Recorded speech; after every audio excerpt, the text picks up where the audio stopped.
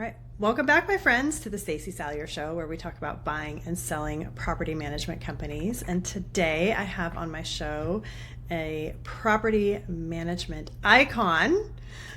He has been, I know, he's been in the business for years. I believe he actually grew up in the business, but we're going to dive more into that, his history and everything.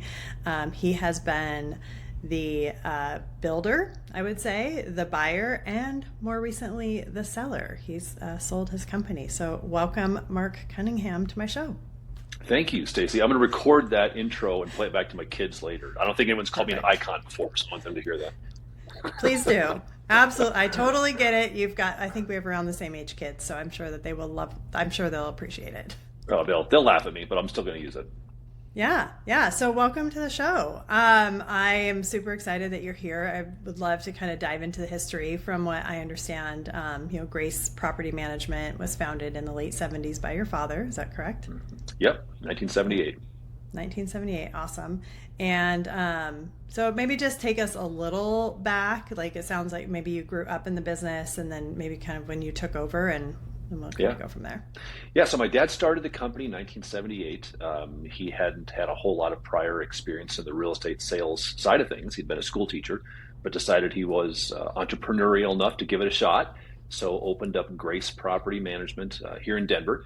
And he did residential, did some commercial, and a little bit of sales, but primarily single family and commercial property management. So I was a kid, and I grew up in this world. Sometimes I'd go to work with my dad, and I'd play on the copy machine. I remember doing that when I was a little guy, and I'd spend my summers, as I got older, I'd spend my summers working for my dad, mowing lawns, painting properties, just kind of helping out with whatever he needed done that way. And I liked real estate, and I liked business. I never wanted to work for my dad. That didn't sound too impressive, I think, to other people. So I didn't want to do that, but I loved real estate. And so I'd spend my summers working for him. I went to Colorado State University. I studied finance and real estate there. And I did a lot of things in the multifamily world after I graduated college. And that was really good looking back, because it gave me a whole different perspective into property management and working for a lot of other very large companies.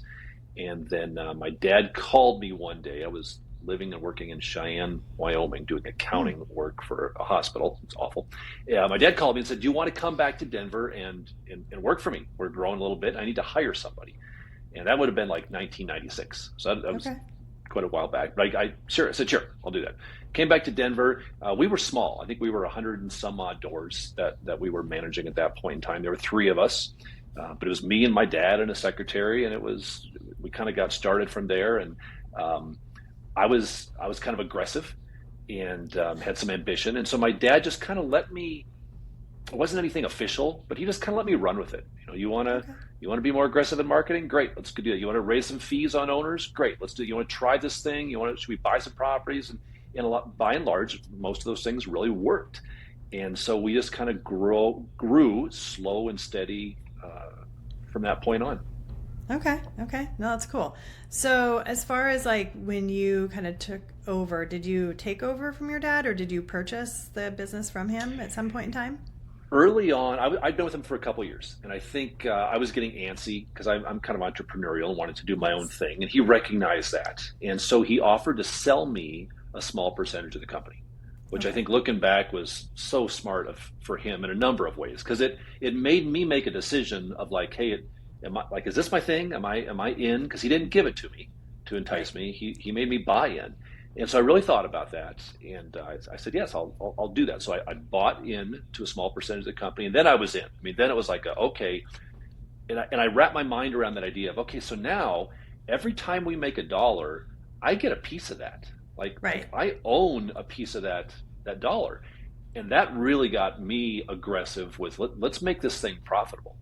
And I also had to pay my dad back because he financed me on the sale. So I needed to make more money. Yeah, I needed to make some dividends in order to pay him back on this money. So he sold me some. A couple years later, he gifted me a little bit more. My brother came on a few years later, and so he has a percentage of the company.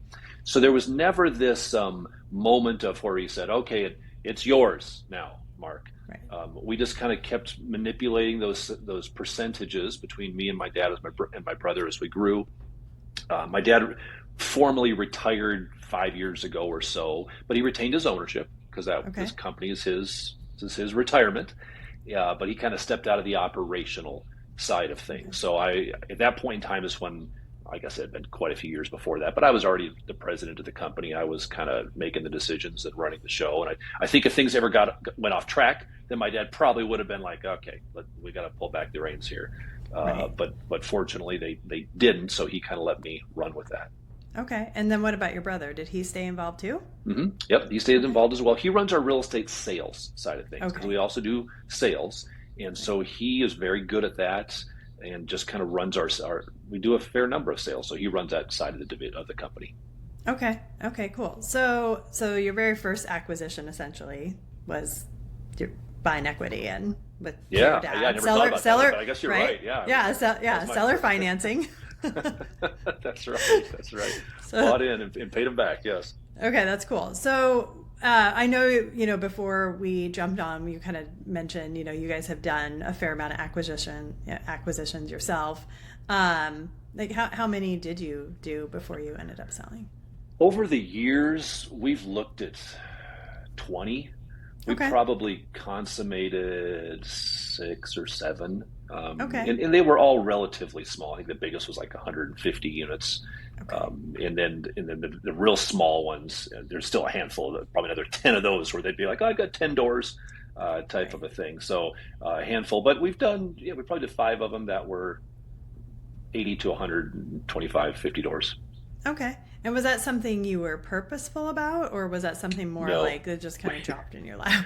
We've been very unpurposeful, Stacy, in everything we've done, which is a terrible thing to say. Our mindset has always been to be opportunistic, right? Rather than goal driven or performance driven, or we want to accomplish X, Y, Z. I think that's great. But my mentality has just been like, well, let's just keep our head up and our eyes open to opportunities and chase them as they present themselves. I think that's worked well for us.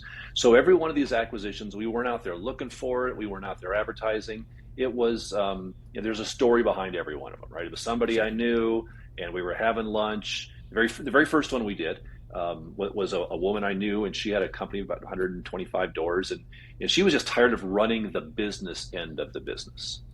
And she was a great property manager, but all the compliance and the legal and the accounting, she just got tired of that. And we were having lunch one day, and I said, well, gosh, I actually kind of like that side of it. What I don't like is dealing with the tenants. Right. What if we bought you? What if we bought your portfolio, we roll it under us, but you come along, right? You keep doing what you're doing, but we'll take away all the stuff you hate. We'll take away the accounting, and we'll take away the compliance and legal stuff. You can just be a property manager, and we'll pay you for the doors, and we'll pay you a salary or coming on board with us that way. And she was interested in that, and we did end up doing that deal. And this was 17 years ago. She's still with us today, so that worked out very, very well that day. And we structured it kind of uniquely, because this is 16 years ago, before there was a lot of talk in the industry about best practices with acquisitions. Right. Mm-hmm. And so I was trying to figure out, well, how do we structure something that takes into account the natural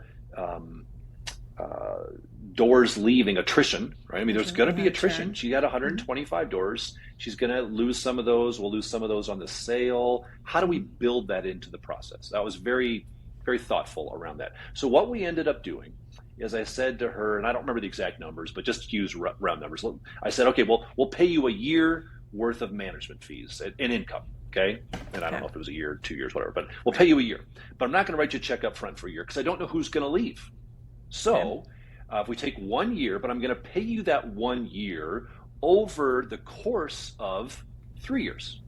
So what that means is every month I'll take the actual income from this portfolio that we purchased from you, and I will pay you every month 33% of the actual income generated on the portfolio.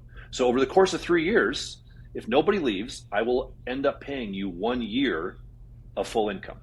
But if somebody leaves in month 3, well, I didn't make any money on them. You didn't make any money on them. They go away. If they stay till year 2.5, Well, for 2.5 years, I've paid you 33%, and then it drops off at that point in time. But that way, I've got a little bit of meat on the bone that I'm making some money every month. I can pay you basically the profit. I'm covering my costs. But at the end of that 3-year period, nobody leaves. I'll pay you the full thing. And we did that concept with our next several acquisitions, and I liked it because I felt it was very fair.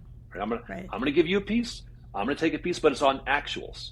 So that means if rent doesn't come in that month, or if I fire them, or they fire me, or it also means to your benefit as a seller, if rents go up, or if I increase my management fee, I'm paying you more as well. So that was a model we really liked on the financial structure on that. Okay. Yeah, that is really fascinating. I think the cool thing about acquiring is really there's no right or wrong. It's all about just whatever works for both parties. So I know your business, Grace, I believe you ran a little bit different, right? Did you run kind of more portfolio style? Is that correct? We're kind of a hybrid. And actually the way we wandered into that was this very first acquisition. Right. So we bought this company, and that added at the time 110 doors, and we were only 400, I think, at the time. So it was a big addition for us. We were excited about that. Mm-hmm. And Sherry, that's this woman's name, she said, well, this sounds great, Mark, but I don't want to be an employee. I don't want to come work for you. I don't want you to tell me to be here at 9 and take my lunch at noon and clock out at 5. Like, I like the flexibility and freedom I have. That's why I did what I did. So is there a way we could build that in? And so we thought about it and said, well, gosh, you're licensed, right? She's a real estate licensee. Mm-hmm. She understands her portfolio. She manages it really well. She's a hard worker. I don't need her to be, I don't care if she starts work at 7 a.m. or 9 a.m. She's going to get the work done. And so we said, well, what if we set you up as like an independent contractor, and we'll pay you a commission of this portfolio you're managing. And I don't care what time you come. I don't care what time you go. I don't care if you come out, we'll have it out of office type stuff. I don't care. Just get your work done. And we'll pay you a commission. What if we try that? And she said, that sounds good. So we tried that, and it worked really well because it gave her the freedom and flexibility she wanted to set her schedule and to just get the work done. And also it kind of created an ownership mindset for her. Because now if she does a crummy job on one of the properties and that owner leaves, well, remember, I'm paying a percentage of actual income. Right. So if there's no income, she just lost money. If she brings another property on, well, she was making additional money. So it created that ownership mentality and structure that way that worked really, really well. And we've replicated that now. What do we have? 18 property managers, 18 times. Wow. So it's been the same thing of when our PMs max out and they can't manage any more doors, we bring on another PM and they fill up their portfolio in that same structure. And it's a very easy cookie cutter approach to continuing to grow. Now we have an accounting department, we have a leasing department, we have accounts payable and all that kind of stuff. So our PMs don't do that. And that's why I say it's kind of a hybrid. Our PMs do owner relations and maintenance and turnovers, but we have outsourced, or I shouldn't say outsourced, but we have a team of employees doing those other components of it. Okay. And so now I know, like, when I originally started back in 2004, and for many years I managed that same style, like that portfolio style, and so I got a split. Is that how you set that up? So like some sort of split or? Yeah. And the way we came up with it at the time, I'd already offered to hire her on as a salary, right? And I don't remember what the salary was, but let's pretend it was like $50,000. Okay, so I'll pay you $50,000. And she was like, "No, what if we go this commission route?" Well, all I did is I took the actual income from the portfolio for the prior 12 months because I had real numbers, and I backed into percentages of the actual income to basically come up with 50 grand. So I'm still going to pay you your 50, but the way you're going to get it is, X percent of the management fees and X percent of the leasing fees. And if you replicate last year, it'll be, we had to buffer it higher because now she's paying her own taxes and those types of things. But you're making 60 grand or whatever it's going to be. And as rents go up, your income goes up. So to this day, we still have that same structure and those same percentages in place for our PMs today. Fascinating. And you still do well, profit-wise. It works very well. Okay. For us and them. Okay. And then you find that works well with the team as well for processes and all that kind of good stuff? Are they still required to follow like Grace process? Okay. Yeah. It is still very much you do it our way, right? So this is not, if someone's listening to us right now, I can see them thinking like, wow, so he just They go on the website, they click a box and say, yes, I want to be a property manager. And it's like, well, good luck. And we're going to take a piece, right? It's not that at all. You Okay. do it our way. We have a very specific system and processes and documents and system manuals. So you're one of us. You're not a gun for hire out there. Just good luck. I hope this thing works out. And I know some PMs do have that model where it's kind of we just have people under our umbrella, but it's not like a Keller Williams sales model where we just collect a bunch of real estate licensees and say, go do property management. You're one of us. You're doing it our way. You've got a desk at our office, and you're coming in for weekly meetings. Like it's very structured that way, but with the freedom and flexibility to set your work schedule that way. But they can't make up their own process for leasing or that type of stuff. They're doing it our way. Okay. That makes more sense for sure. Because I'm sure the control freaks out there listening. Yeah, and I am one, by the way. Yeah, right. So I get that.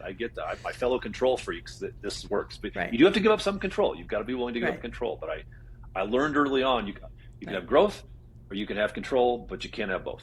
So this 100%. Is a pretty good middle ground, I think. 100%. Okay, cool. So it sounds like a lot of your acquisitions, even though you say you weren't purposeful, but you probably were to an extent. It sounds like you kind of had a buy box. What I call like some sort of type of acquisition that you would go after, right? Yeah. When people would come to us, we would look. We had one guy came to us, and I didn't know him, but he would say, hey, I know you guys got 100 doors, would love to sell them to you. And so we were looking at it. And the name of the company was Grow Friendly Rentals. Well, I'm in Colorado, so you know what grow means, I know. Stacey. Washington State, we there were the first state to legalize the grow.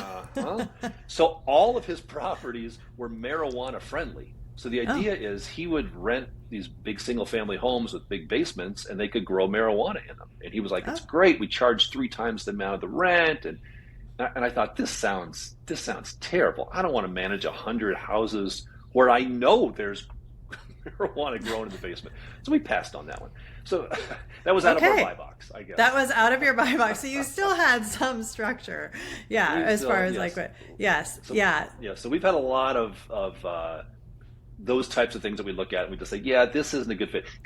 Because we're very specific in the way we're structured, right? We're full service, we're high touch, we're professional. Like we've got a specific way we are culturally, and we need to know those owner clients are going to match us. Because if we would have brought this guy in, for example, I know what would have happened is half of his owner clients would have fired us in the first year because we require things be done our way and to our standard.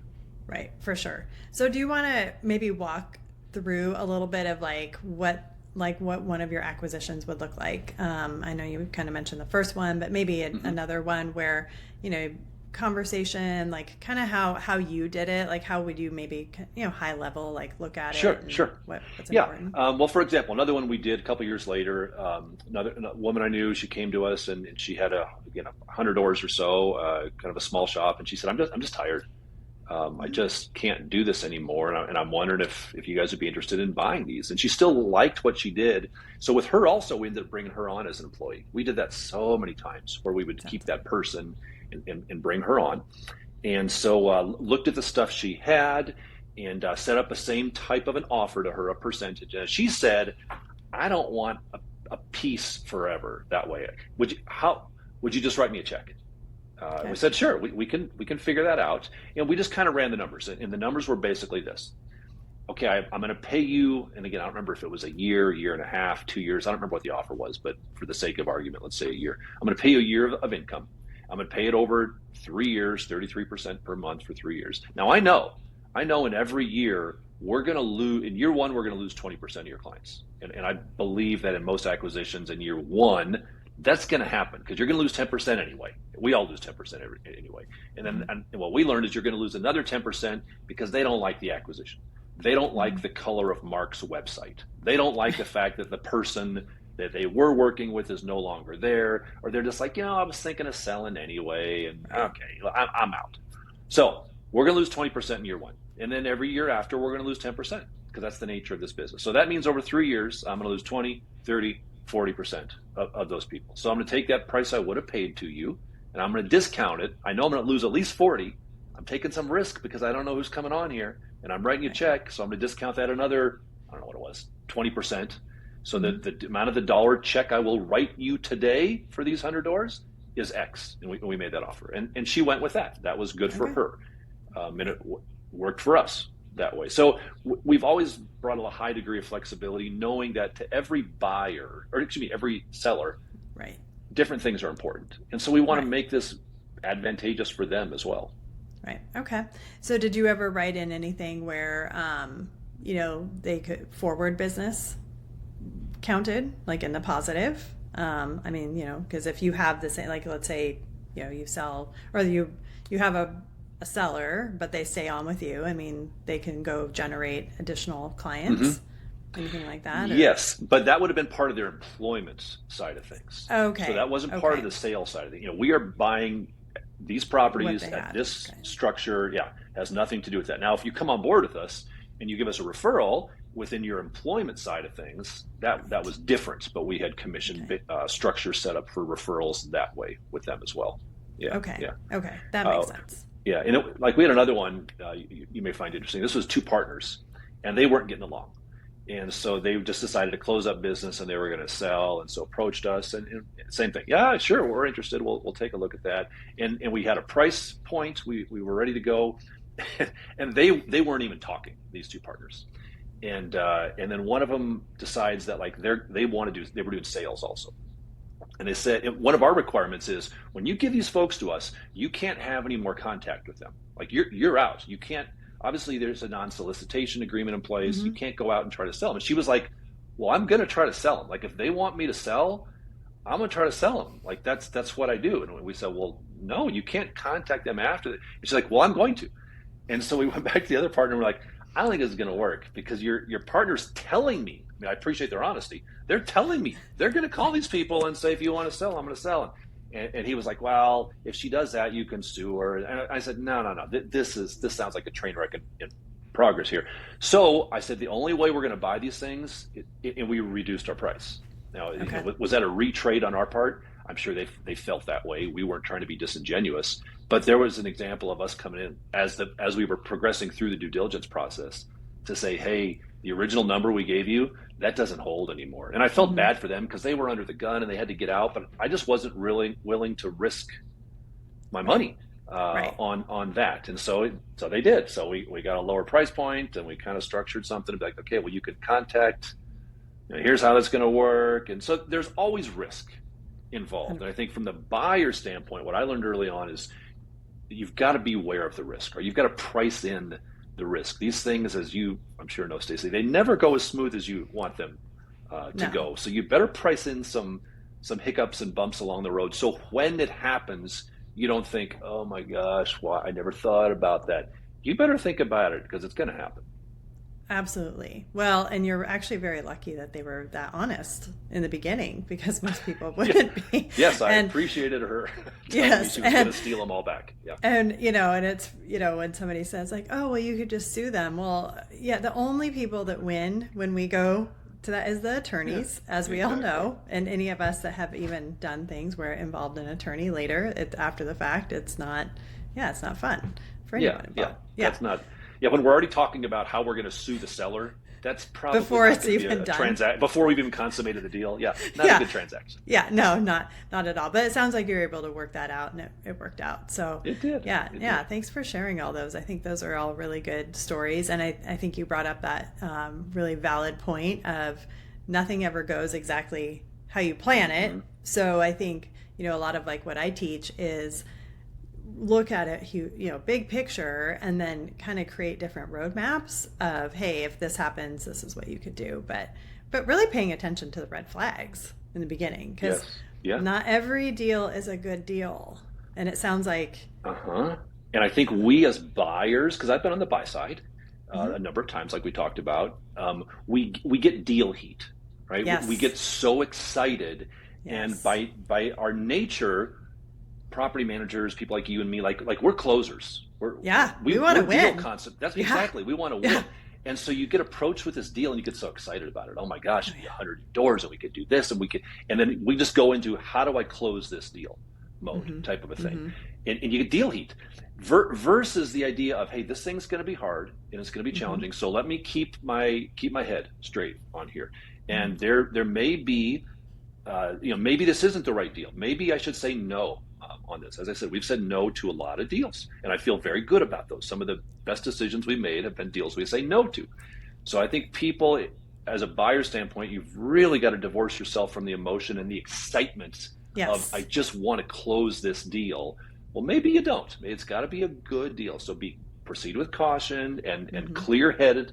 Mm-hmm. Have a clear head and diligence, and just be very diligent in the due diligence process, and try to divorce your emotion of excitement of you want to close the deal.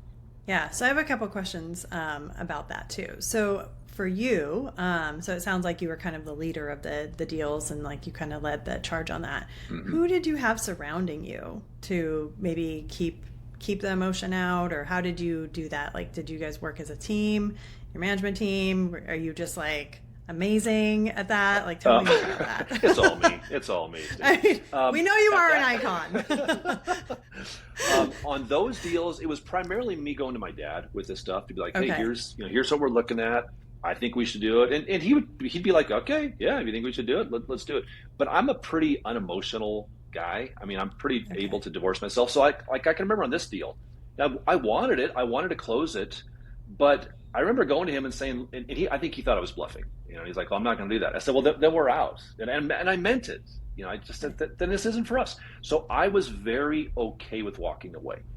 Okay. And I think you have to have some, if you're tied in as a potential buyer, you need to have someone whispering in your ear telling you it's okay to walk away. Because if you can't walk, then you have no negotiating power at all. Right. And that seller knows that. So on all of the deals we've done, I've been very fortunate just in my own wiring that I'll walk. I am happy to walk away because I've done deals like on the real estate sales side, years and years ago where I didn't walk. Right. And man, they burned me. And I wish, why didn't I see those red flags and walk? So I've been bitten enough times to learn that walking away has to always be a real option, and you can't be afraid to walk away. 100%. Okay. I completely agree. Have you ever gotten into a deal where maybe you've started to spend some like money on it and then you've still had to walk away from that? I hear that a lot where people are like, yeah, but I've already put like $5,000 or $10,000 into this. And I'm like, so glad you brought this up. So I know exactly what you're talking about, right? And this is even worse because now you're seeing the red flags and now you're starting to be like, oh, maybe this isn't the right deal. But then you say those ugly words that you just said, right? Mm-hmm. But I've already spent $10,000 on this due diligence, right? Mm-hmm. That's where you have to really divorce yourself from the emotion and put on your economics hat and your CEO hat and say, hey, that's a sunk cost. That money's gone, right? Put that aside. That's gone. Yep. Do you want to spend another $100,000 on this deal? Because the 10's gone. You can't chase that money. So that idea of understanding a sunk cost is just poof, that's gone. And you never make a decision today based upon the sunk cost that you put in the deal yesterday. And I have a finance degree. And I don't remember anything about my finance degree, Stacy. Very little. It sounds impressive, though, doesn't it? You were impressed for a moment, right? I was. I was like, finance degree, some cost. Wow, all these things, man. But there's one thing I remember. There's a couple. But one thing I remember is this idea of a sunk cost. And I remember my professor saying, here's the way you need to think about this as a finance person, as an investor, okay? If you buy a stock, let's pretend you today and you buy SpaceX, okay? You buy SpaceX, I think it's at 105. Okay. You buy it at 105 and it goes down.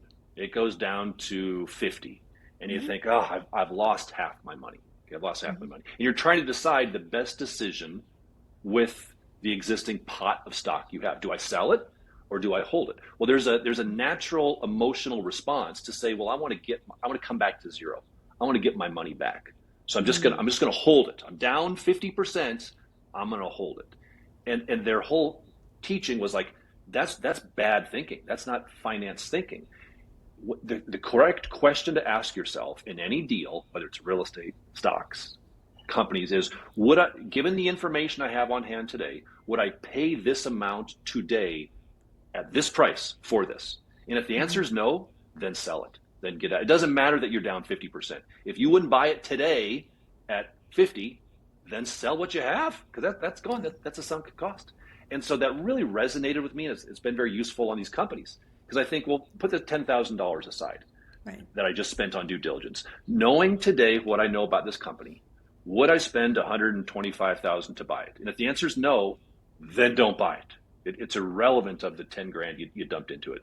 And that's true on real estate sales. It's true on buying companies. It's true on buying stocks. But that has been something that has saved me a lot over the years. Yeah, that is like mic drop moment right there. I hope everybody is like recording this, or going to go back and re-listen. And I look at sunk cost too as a little bit. I mean, I like to try and always find the positive in everything. I call it a slight like education cost, right? Because I've always learned something, and yes, it's sunk, but at the same time, like, what did I learn, and what can I take for future? Because just the reality is, I mean, it doesn't matter, what we do. I mean, like last year, I paid for a coaching program that was horrible. It was not even a great coaching program. It was not a lot. It was not cheap, but I learned some things. You learned. I learned, yeah, right? That's right. Right. So whatever. And when you decided to get out, you didn't say, well, I've already spent $5,000 on it. I might as well see it the way through. You're like, no, This thing is a dud. I'm out. Yep. Yeah. Because I would have wasted so much more time, and time is money. That is such a hard, that's a hard philosophy to adopt, isn't it? Yeah. It's so funny. My son is in college, and like we talk about that all the time at the house. My wife will be like, I need to, what's an example? I've already paid this for this Amazon thing I ordered, and so I might as well just finish it out. And my son will be like, Mom, that's a sunk cost. That money's gone. Like, just cancel it now and let it go. So it comes up a lot in our family. That's awesome. I love that. That's cool. Well, yeah. I think those are all really good learnings. I hope everybody listening has, taken away a couple things. So let's kind of segue to your big move that you and your company did. So you guys sold your business to Rome, and I know that that's been announced. And how many months ago was it? 3 months ago now? Closed on April 1st. So April 1st. Almost 4 months now. Yeah. Okay. So I called him the week before close, and I was like, can we push it to like March 31st? I don't want to close on April Fool's Day. That just gives me a bad feeling in my stomach, but they wouldn't let me do it. But I was afraid they were just going to pull the rug out from under me on closing day. Gotcha, April Fool's. You're paranoid. Yeah. So I know you've shared a little bit online, and I think on your own show, kind of like the whys behind it. But I know for me, I was like, wow, family business. I believe, we talked in the past, and it was, you weren't really planning on necessarily selling. So I would love to know a little bit more, like what transpired with that. How did that? Yeah, it was a number of things. Number one, like I've always been very aware of the market and very aware of metrics and multiples and life cycles of businesses. And so, I mean, I have my finger on the pulse of that, knowing that I started with this, right? Every business has a life cycle. It does. Yep.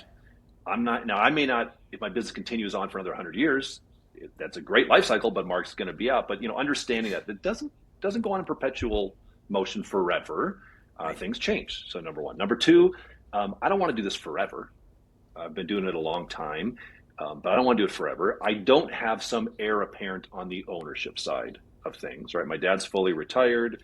I'm not getting younger, and I like what I'm doing, but my kids aren't involved to the level I was involved at all. Like that's not there. So I don't have a crystal ball into some beautiful right off into the sunset, turn it over to my kids' side of things. That wasn't there. The risk keeps increasing over time. I'm very aware of the increased financial risk, just the increased difficulty risk of running a company as it gets bigger. That's there. And there was an element of, when I go out, I want to kind of go out on top. I don't want to wait until I get over the top and think, if only we would have sold when everything was green and all the metrics were strong. Because right now, all of our metrics are strong and everything is green. We're killing it. We're doing awesome.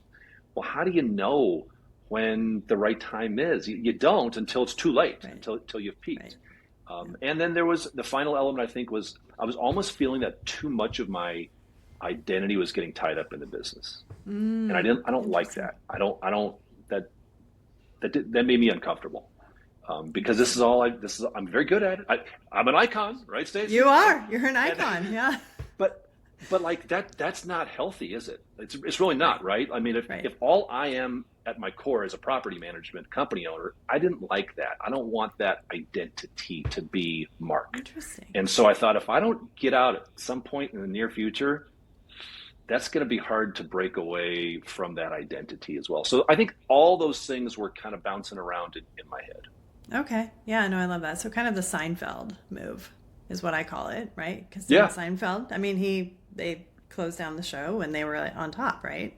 People asked him, why'd you get out? Things were going great. And he was like, yeah, exactly. Things were going great. And I don't know when they're not going to go great. So I always thought to myself, I'd rather get out and have people say to me, Marc, what were you doing? Like, why would you do it now? I'd rather have that versus yeah, it's about time, buddy. We were wondering when you were gonna hang it up. Like, Right. you're old. Yeah. No, that's fair. Because I do actually talk to a lot of like what I affectionately call the boomer sellers, and it's tough because they're trying to sell on a downward turn, and it's tough. They're feeling the stress of, I've got 5 owners that want to sell, and they don't have the means or the wherewithal to like be replacing those doors. So no, I think that's smart. So tell me how you chose Rome. And now, did you go out shopping, or I'm sure people were contacting you all the time as well, but Yeah. I mean, were you the shopper, or tell me how all that transpired? We have been contacted pretty regularly towards the end of 2025 by legit buyers. We all get the emails and the letters, Right. but like these are people I knew, some local, some national, but we were really getting contacted. And again, this is being opportunistic and realizing we want to pay attention to every opportunity. And so I approached my dad and my brother and sat down with them, and I just said, hey, we're getting some serious interest, and I just think the wise thing to do would be to explore some conversations with these folks. Are you guys okay if I do that? And they said, yeah, that's fine.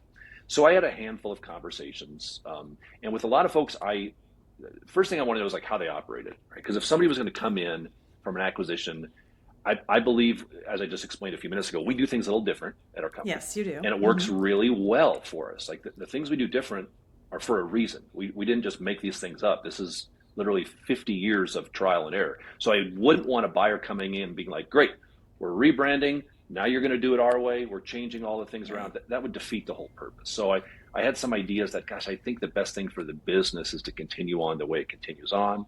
I'm not ready to fully step out yet. So ideally, I'd like to stick around for a while. Ideally, I'd love my team to be able to stick around and do stuff. And so those were kind of some of those conversations. And I knew the guys from Rome, known them for a number of years. And in my early conversations with them, I didn't tell them everything I just said to you, but they were saying that's the way it would be if they bought us, right? They said, for example, one of the first things they said, Marc, if you're looking to toss the keys to somebody and walk, we're not interested. Okay. Which that's a bold statement, isn't it? Because what if I was Right. looking to toss the keys? Like, Right. but I'm not ready to toss the keys. Right. So I thought, oh, good. And then they said, if we buy you, we want you to keep doing it your way.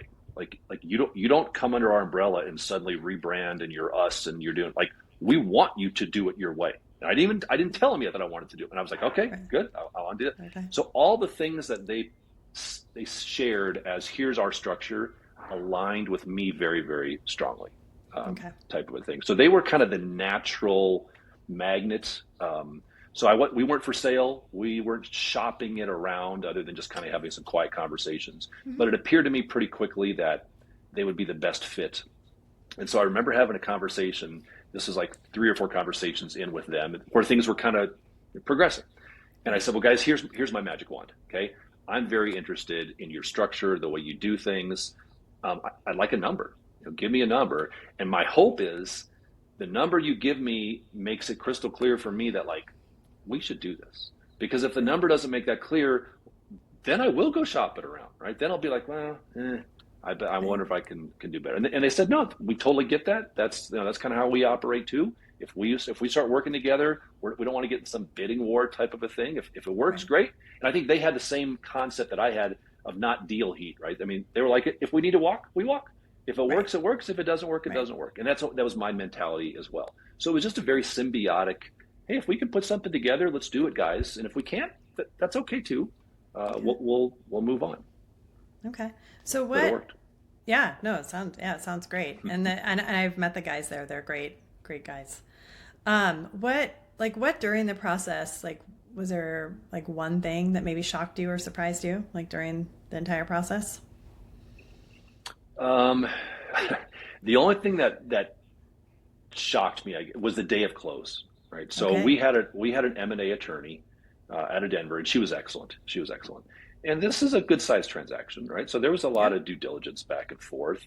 But I almost had the feeling that like these attorneys, because they had their attorneys, we had our attorneys, and I love the attorneys. They're great. But I almost get the feeling that like they just kind of sit back until it like comes down to the wire, and they're like, okay, now we'll start engaging, right? Because it's the day of closing, and their Right. attorneys are like, well, we're going to need X, Y, and Z, and I'm like, what?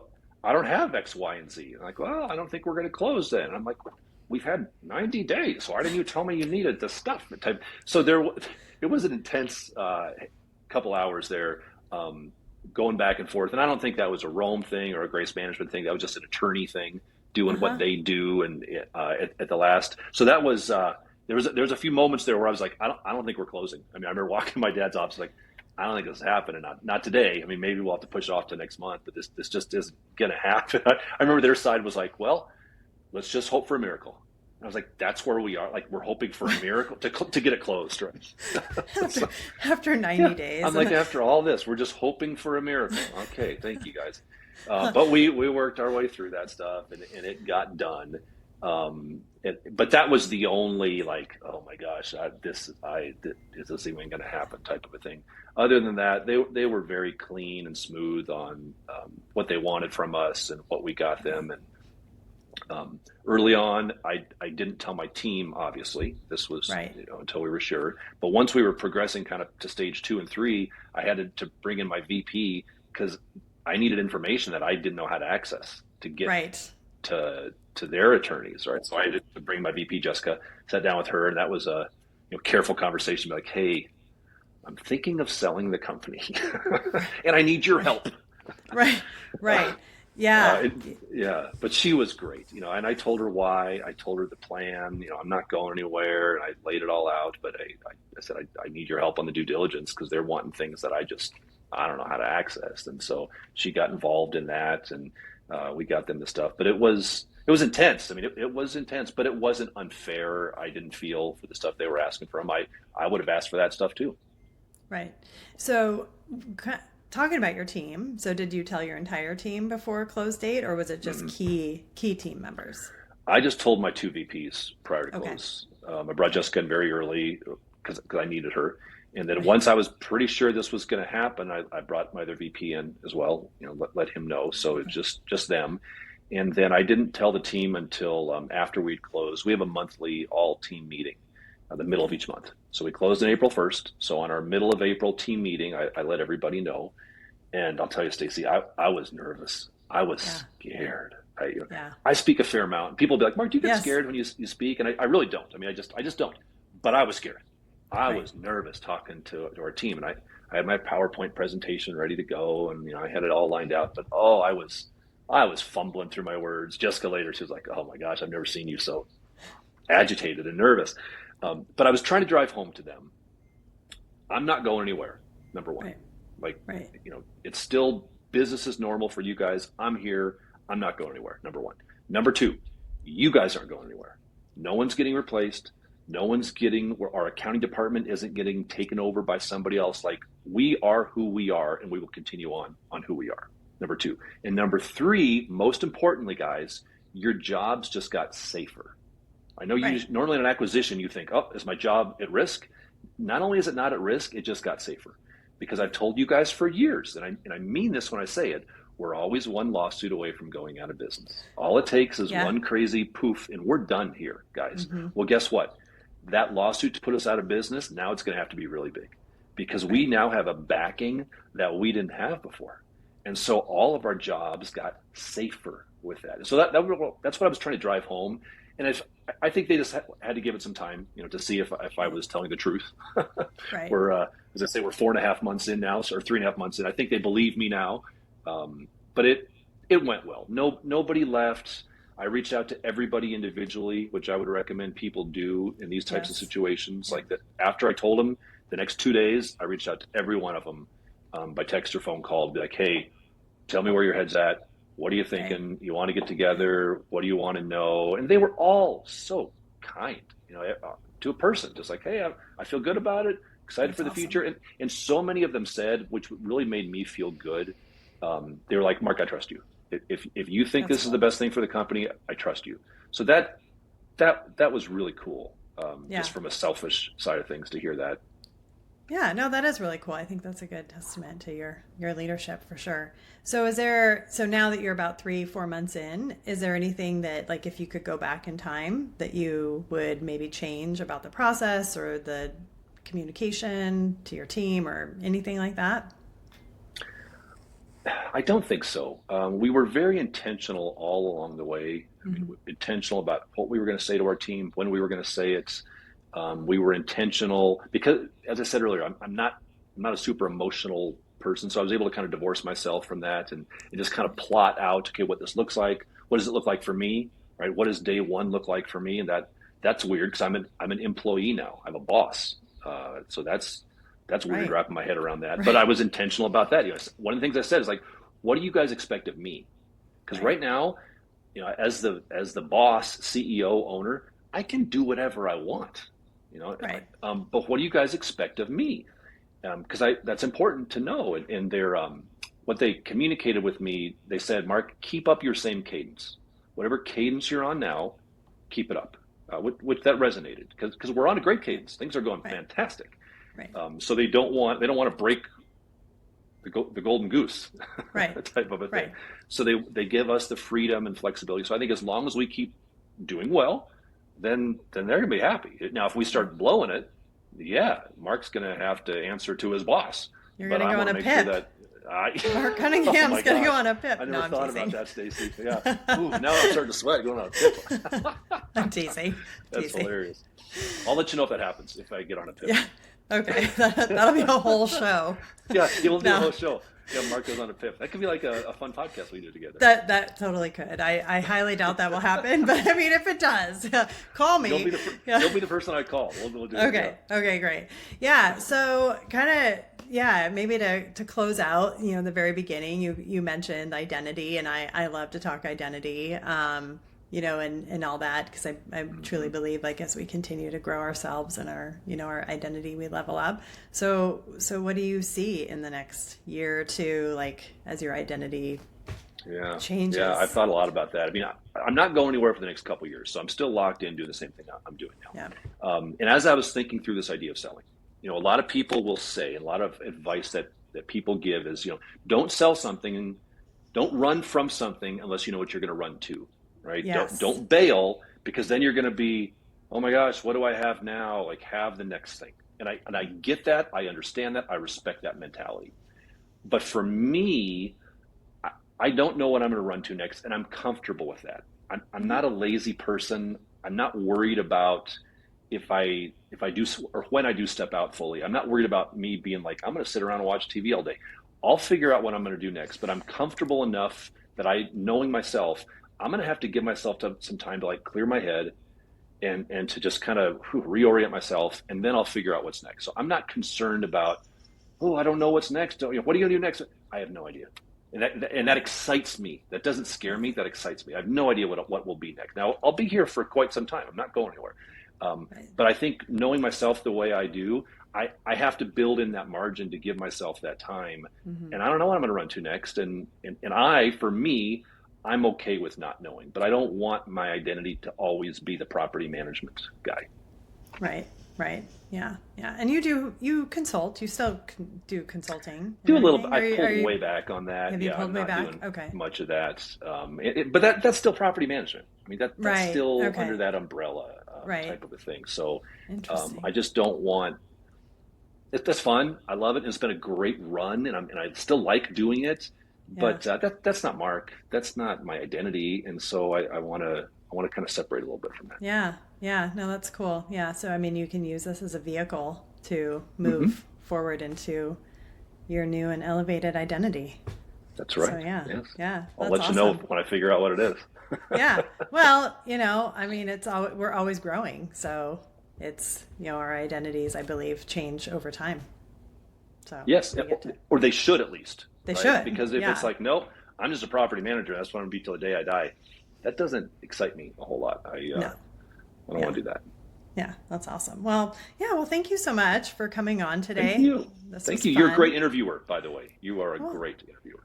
well, thank you. Thank you. I appreciate that. I enjoy it. This is super fun for me. So, Well, I think what you're doing, by the way, Stacy, with the industry, there, as I mentioned, like there's windows of times and windows of opportunities. I think this is a window of time for kind of this M&A, merger and acquisition type stuff. Buyers are out there. They're yep. aggressive, like I've never seen in many decades. I didn't even tell you this story. Years and years and years ago, when people wanted to get out, they would literally just give away their businesses. I Yes. remember getting calls, in the 80s, and people like competitors would be like, "Yeah, I think I'm done. I'm just going to tell my people to call you because I'm closing the door." Like there was no exit. It was a Right. turn the sign to closed and turn off the lights and you go home. So the fact that we as an industry now have an opportunity to exit with someone buying this asset, that's Yes. unbelievable. That didn't always exist. And the fact that these buyers are appropriately aggressive in wanting companies, that's fantastic. This may not always be the case. In a decade from now, things could shift, and we might not be of interest, just like the real estate sales side of things, right? Right. Those multiples aren't there. So we have to be cognizant of this window, of this opportunity. I think you do a great job of bringing this to the forefront of buyers and sellers' minds both, to be like, hey, this is an opportunity, and if you're going to do Yeah. it, it's a fantastic opportunity. But boy, it is littered with landmines and risks. And if you step on just one thing that seems little that you weren't paying attention to, Mm-hmm. oh, I didn't realize that the buyer had 70% of their doors in one owner client. Mm-hmm. Like if you Mm-hmm. miss that, poof, the whole Yep. thing will not just go away, but it'll drown you because of what you just paid for it. So I think somebody like you coming in to say, hey, let me help you navigate these landmines that you're not paying attention to, and especially when someone gets deal heat because they're not even thinking clearly now, and you can be Yep. like, hey, let that's fine. Get excited about it, but let me help you to make sure you don't regret this decision on either side. What the service you provide there is invaluable. Well, thank you. I need you to do my marketing clearly. I will speak to your Gen Z children about you being an icon. Maybe that'll be my new thing. I can be your marketer. See, Oh, there we all go. right. There's our Well, new there, idea, Stacy. yeah, there we go. I There just we got my new go. identity. Yeah, we're just, I'm just helping Mark with his identity, and That's I right. help Yeah, people, that's right. learn how to build out their acquisition I funnel. love it. I So, love it. yeah, awesome. Well, thank you so much for coming on today, and thank you everyone for listening, and we'll see you next time. Thanks for listening to the Stacey Salyer Show. Here's the deal. You can read about acquisitions anywhere, but you can't learn acquisitions from someone who's done it the way I have. As a buyer, a seller, and from the corporate side, evaluating hundreds of companies. That's why I need you to subscribe and share this with someone in your network who needs to hear it. And if this episode landed, leave a 5-star review. It's how more PM owners find the only acquisition expertise in the space that comes from all sides of the table. And while you're at it, grab my Acquisition Readiness Checklist on my website at staceysalyer.com. Then, when you're ready to move from growth thinking to growth building, explore the Built to Acquire program. Don't leave it on the table. See you on the next episode.